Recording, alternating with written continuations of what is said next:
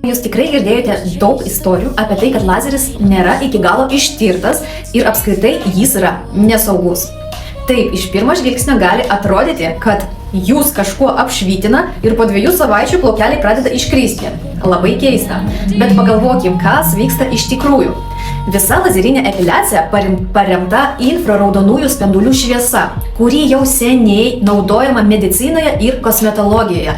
Tai yra akimis matoma šviesa, skirtingai nuo ultravioletinių spindulių, ir ji yra saugi, priešingai nei saulė ar soliariumas.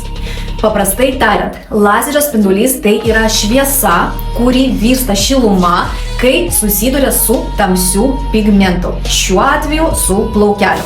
Šiluma kaupiasi plauko folikule ir jį sunaikina. Maždaug po 2 savaičių paveiktas plaukas iškrenta iš odos, nes oda jį išstumia kaip svetimkūnį. Jokios radiacijos, apšvitinimo ar poveikio vidaus organams nevyksta.